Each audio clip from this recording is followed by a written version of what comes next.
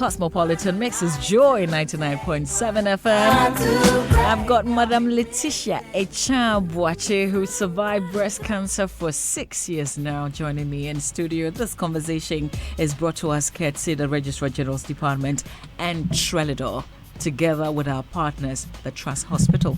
So good morning to you.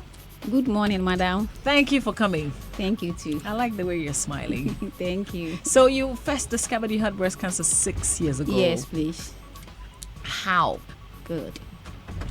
Good morning to all our listeners, and I thank the Almighty God for how far He has brought me. Today is the end of October. Yes. I'm really excited and happy. God has really saved me. Fortunately or unfortunately, according to my bigger sister, my mom died when I was 3 months. In fact, my mom died out of breast cancer. Those days, creating the awareness was not there. So they thought someone had juju my mom. So she died. I don't know her. I've only seen her picture. And one day, you see, each and every one, I'll take this opportunity to tell the listeners that we should check our body, especially our breast. I saw small lump in my breast.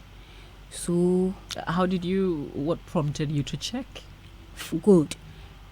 There was a small pain at first. Okay. It was a little bit pain. So where exactly? Was it a nipple? Yes, okay. Like a nipple. So on my right hand, where my right, that the right, so the right breast. Okay. Good. In fact, at first I thought it was just a normal thing. It's not all lumps are breast cancer. That is what I will say. But I went to hospital and they too detected that the lump is cancerous. So in fact, at first I was a little bit afraid. They advised me, they encouraged me, they do all the necessary tests. Then it came to a point they have to do the operation. In fact, doctors are very good and we have to pray for them always. So which year was this? When I was 59. You're more than 50? Yeah, I'm 55 now. Really? 12 April 1964. That is my birthday. God. You know, I don't know if it's just me or because of the particular conversations we've been having. I think I've been meeting women that don't look their age. Yeah. Let me welcome Dr. Victoria Pater-Newman to this conversation. Thank you. It's good to see you. Good to see you too. I would encourage you to just watch us on Facebook because we're live on Facebook, Joy 997. Look for us on Facebook and watch and listen to this conversation. Until Leticia, you're 55? Yes, please. Oh, you're blessed. Yeah, by the grace of God. Okay. And then what happened? You said you were going to go through surgery? Yes. In fact, at first I was afraid. I went to Peace and Love Hospital. In fact, the doctors, they are good. At first I was afraid, but through their advice and the encouragement, I was able to do the operation. And when you say operation, I've met they women remove who the have lump, lost yes, from the breast, but they didn't cut off your breast. Yeah, for mine, I would say, fortunately, they didn't cut my breast. Okay. And at this juncture, I would like all our listeners. You see, October is Pink Month, or we always create the awareness for the breast. You have to go to hospital and seek the advice or check your breast. Because some of us, unfortunately, I lost my mom when I was 3 months, according to my bigger sister. Those days, they said someone had jujued her. So me, I know breast cancer is curable. Because you're a living testimony. Yes, I'm a living testimony. But you know, you said like once it was discovered, they said you're going to go through the surgery. Was it that easy for you? You just decided, let me go with what the doctors are asking me to do. I've heard from somebody who said that was not their first option. Frankly, it wasn't easy. At first, I was a little bit afraid because of the operation. But as I was saying, you go through counseling. They will not do it at once. No. Okay. Go through counseling. But you didn't ask for any second opinion. I mean, you didn't think, oh, let me go to church. Oh, let me go and see this person. Let me go and see that. People didn't tell you these things? No, good. You see, I believe in prayers. But God has given the doctors to us. To save us on this earth. Because as for prayers is there. But I believe when you allow the doctors to do their work, you will live and live and live long. Because the prayers you pray, but God has given the doctors knowledge and wisdom. So you believed in that? You didn't think? No, I go to prayer. No, okay. no. Was it because of something in particular that you had heard? I know the doctors, by the grace of God, they can save me through the doctors, because if I don't allow them to remove the lamp, as I was saying, according to my bigger sister, my father was a rich man and he was paying gold, going to fetish here and there. Then at long last, my mom died. So you took a lesson from that. Yes. And then you decided that to stick no, with I have to. And by the grace of God, I will say I'm happy. I'm there for the community, the nation, then my children. Was there the fear that it could come back at some point? Well, yes.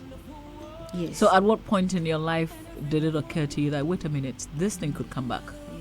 Well, when I was about to enter the theater, I was a little bit scared. Yeah. Who was there for you? I've heard in this month how support is everything. So who was there for you? I have 2 kids, my children. They've really supported me, because got to a point you have to take this, do that. Even after the operation, you can't walk or you can't bath. They were able to help me, even though they were going to school. But were they old enough to understand what you were going through? Yeah. Right now, my first daughter is a teacher. Okay. Yes, by the grace of God. So it wasn't all that easy for them, but I would say it's just by the grace of God. Yeah. By the grace. So it's your children who were there for you? Yes. External family members? Oh yeah, their family member. They too, they help. Then friends. Okay. Friends too were helping.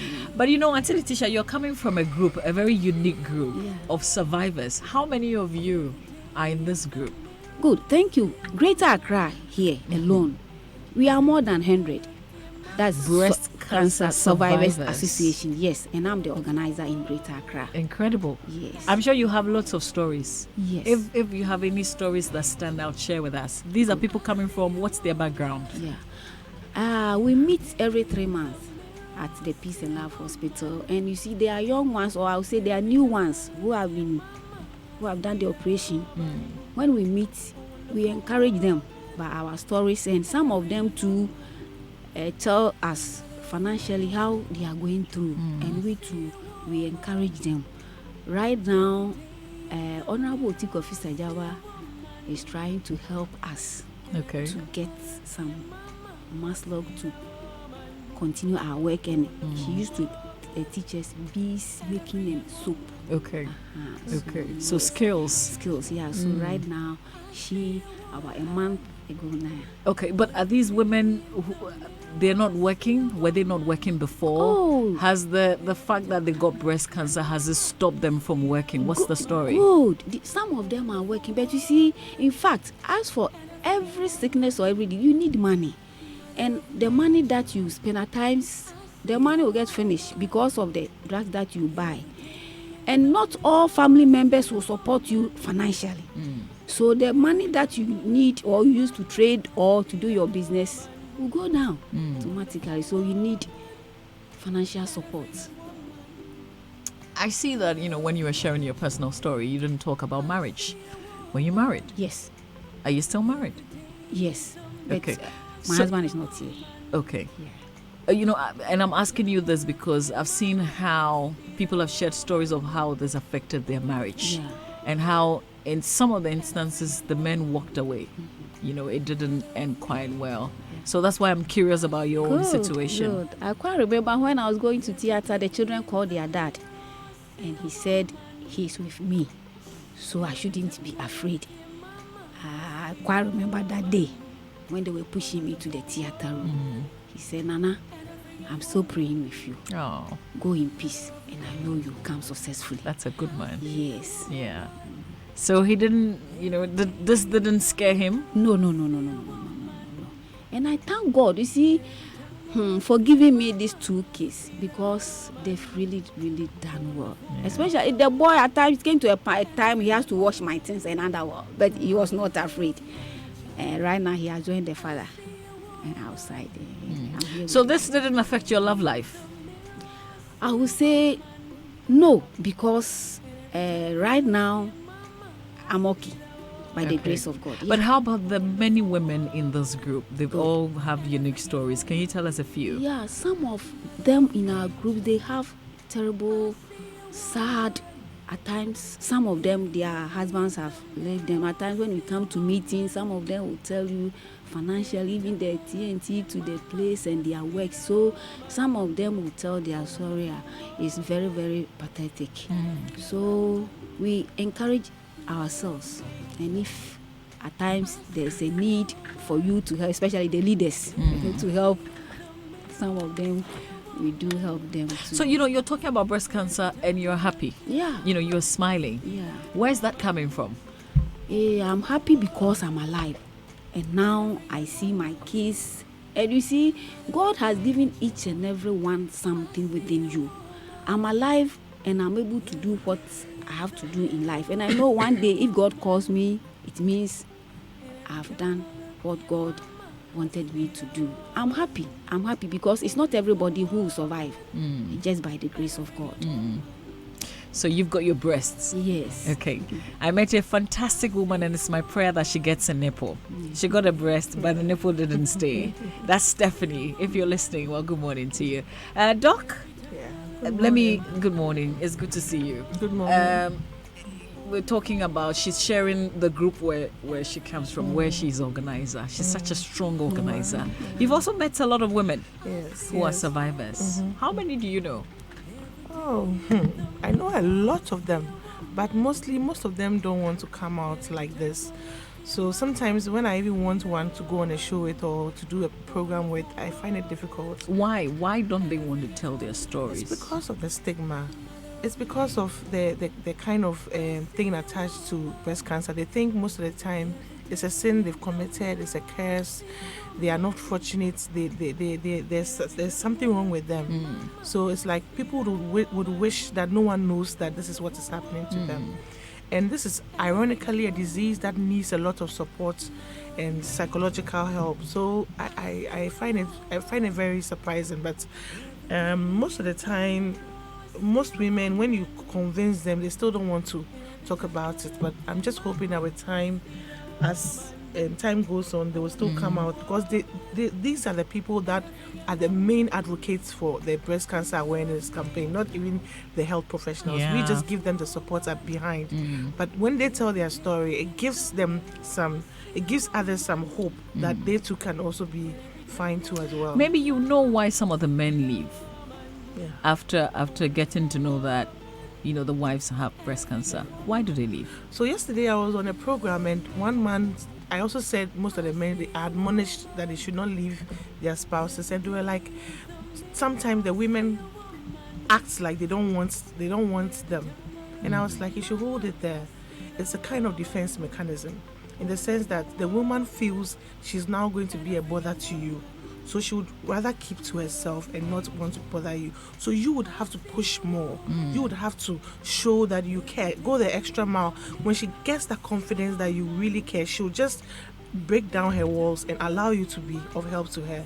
Those are one of the reasons. The other one the man too said was, sometimes, men are moved with sight. So irrespective of how hard they try to, get used to their wives, it's so difficult. Some of them unfortunately have to end up cheating on their wives and all that, because they can't seem to get used to it. And the fact that the woman once had breasts and now she doesn't. Yes, it's a bit challenging for them. So those are the feedback I was getting from the men about why some of them leave. And sometimes too, I think it's all about the stigma. Why would you want to attach yourself to something that is cursed? Or, so they would just want to stay away and all that. And I would admonish the men, if you are listening, that one way to show you're a warrior, to show you're a survivor, to show you're strong, or to show that you're a man or you have the Y chromosome, you have to face challenges and don't run away from them. So when your wife or sister or an aunt has this, you hold them together and then you encourage them and not to leave them. So your husband did very well for you. We appreciate him. Let's use about 2 minutes. You can give us a call because we've been doing this all month and it's the very last day. So give us a call 0302216541, 0302216541. Let us know what you have learnt and if you've got any questions that you want to ask as well. But Doc, how would we wrap up the month? I've said a lot. Yes, you have. Yes, but one thing I want to echo again is, please, breast cancer is treatable. And the most important thing is that you should try to make sure that you have your breast checked every year. You come for your yearly mammograms, your scan, and every month you do your breast self-examination. And I also want to admonish the church that they should encourage their women to come back to the hospital when they are diagnosed with breast cancer. They should not keep them and pray for them.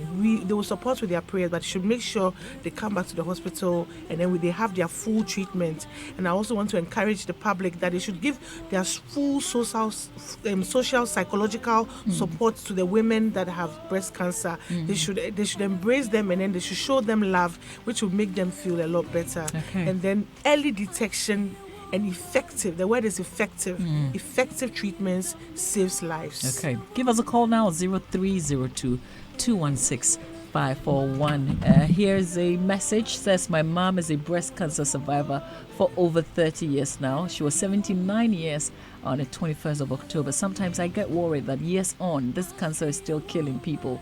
Ni Yemo sending us that message. Well, we thank God for your mom's life. 0302216541 is the number to call. Caddy is back with some announcement. We'll continue with this conversation after that. But hold on, Caddy. Let's go to the phone lines. Hello, good morning. Hello, Mabi, good morning. Good morning. Your name, please. Mabi, this is Kwakuki Ningo. Oh, it's good to hear from you. I hope you're well.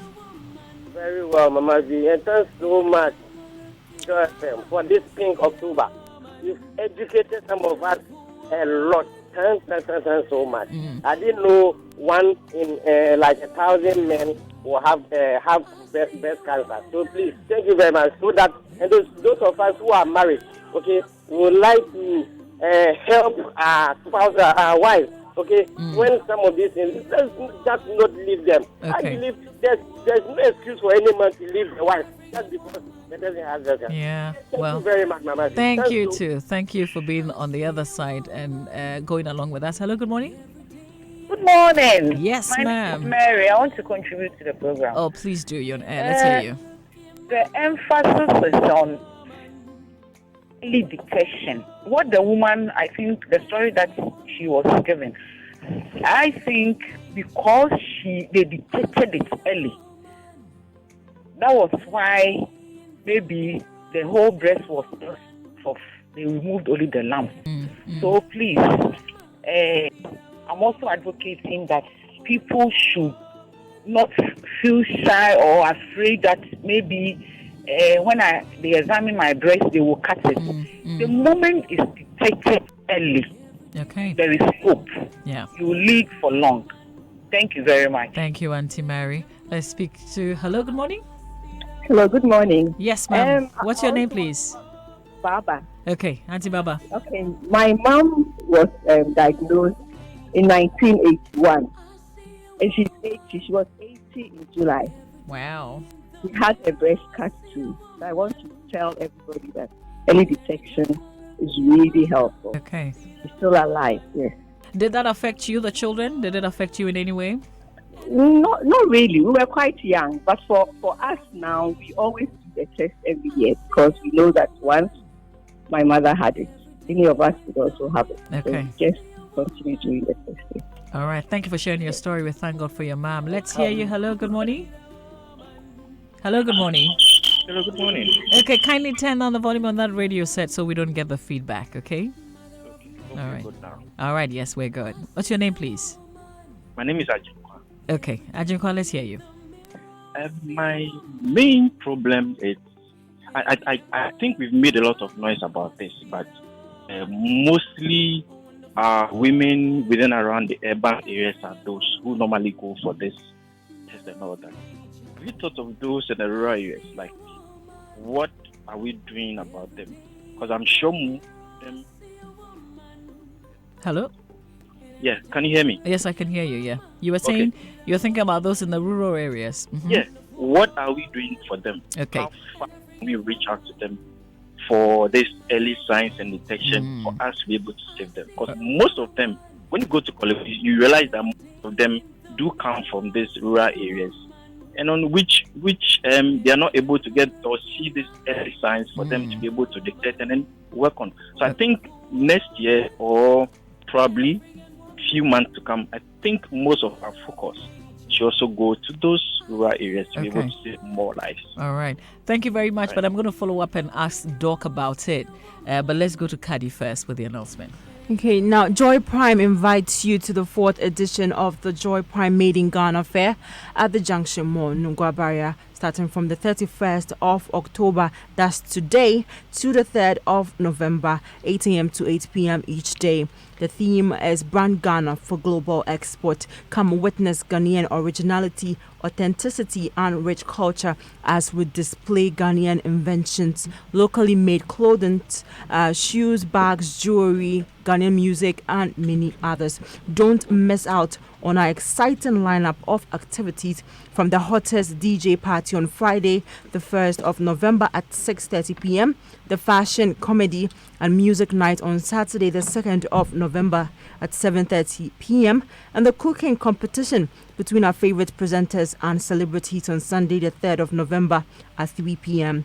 This year's Joy Prime Made in Ghana Fair is packed with lots of activities and many other surprises, starting from today, the 31st of November, to Sunday, the 3rd of November, from 8 a.m. to 8 p.m. each day. For further inquiries and information, please contact 0556 304 521 0540 106466. This event is brought to you by Joy Prime and powered by Hits 103.9 FM. Sponsored by EcoBank, the Pan-African Bank, GTP, Timeless, Virgin Port Cosmetics, number 1, Avnash, Nkulenu, Ghanaian Original Taste, Adansi Travel, Feel Life's Beauty, Royal Pepper Paste, Great Value, Quality Taste. Media partners are Joy FM, Adum FM, Asempa FM, Inshira FM, and Love FM.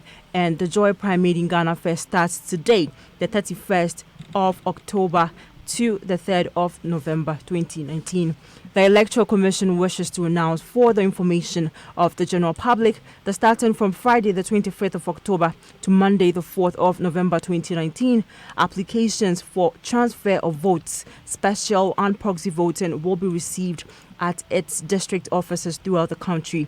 Applicants for transfer of vote must present themselves, their voter ID cards, and proof of residence at their new locality, should have stayed in the new locality for at least 12 months. Applicants requesting for special voting must be qualified voters in the district and can vote only in the referendum. Again, voters who want to have a proxy vote, that is, have someone else cast their vote for them, must go with the proxy, who should be a registered voter at the same polling station, to the district offices of the Commission for the necessary procedures to be effected.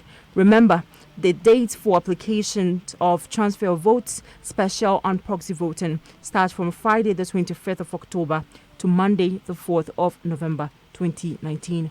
That's all for the announcements. Thanks a lot, Kadi. And this conversation on breast cancer is brought to us by the Registrar General's Department and Trelidor. The Registrar General's Department wishes to remind the public that it is the sole government agency mandated by law to carry out the registration of businesses, companies, and intellectual property rights. Principal Registrar of Marriages, administers estates, public trusts, and regulates child adoption. The Registrar General's Department has not commissioned registration agents to do so on its behalf. Also, filing of annual returns and renewal of business names is mandatory. Businesses are also reminded to take note of the yearly renewal fee, which is 25 Ghana cedis for sole proprietorships and 50 Ghana cedis for companies. If you fail to file that annual returns, you're paying a penalty of 400 Ghana cedis. They are saying that disregard any telephone calls requesting for mobile money payments for and on behalf of the Registrar General's Department. And you're also to get your database on the electronic database if you registered before December 2011. If you haven't done so, it is free. Go to their nearest office to make payment personally. You can log on to rgdservices.com or rgd.gov.gh. Here's a message on WhatsApp. Says, it has been a month of educational breast cancer with Cosmopolitan Mix and the female doctor.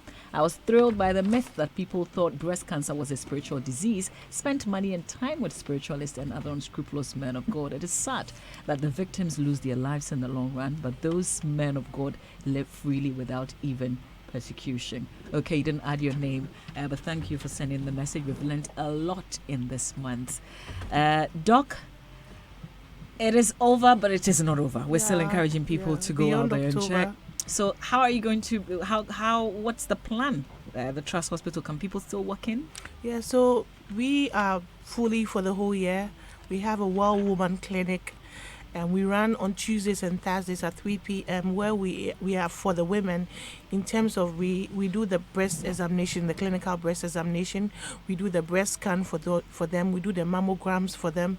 We also do the pap smear as well, because we have not really gone into cervical cancer, which is also another thing that's worrying women. So we do all that, and then we also counsel on family planning methods, and then reproductive health in women. So any issues with the reproductive system of women. And so what we've done right now is that all those we've done the breast examination for, we requested mammograms and scans for them depending on their age. Okay. So we'll have their feedback in the clinic. So we're going to have overwhelming numbers, and then we take it up. And those that have been diagnosed, we refer to the surgeon, and then we add a psychologist and all that. We're going to do the follow-up in the course of the year, in the course of the next month on this. Auntie Leticia, how can a survivor join your group? We are at Spinters Road, Peace and Love Hospital. If the person wants to join us, can I give my telephone number? Oh, please do. 024-634-7766. 024-634-7766. Okay. We are inviting all the survivors to join us so that we have discussions and advice. Okay. Well, thank you. Thank you that you exist too. as a group. Thank I you thank too. God for your life, that you've survived this disease, and you're here to share your survival story. I think you're a giant, and we celebrate you today. Thank you, Doc, for doing this with us this month. We are absolutely grateful for your commitment and dedication to this cause. Thank you too. So we are thank also you. Grateful. Thank you. Trust Hospital is also on behalf of Trust Hospital. I'm very grateful for.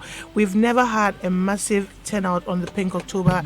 Our numbers was thousands, and now we are in the 2000s. Yeah, so we've seen massive turnout this year, and we are so grateful for the opportunity you gave to us. All right, thank you, Doc. That's Dr. Victoria Patton Newman. I call her our resident doctor. I can't call her that any longer because we're done. But listen, there's an inspiration that Kevin Hart gave today. That's what we want to end the show with. So let's hear him. Basically, what you realize is that you're not in control. No matter how much you think you're in control, you're not.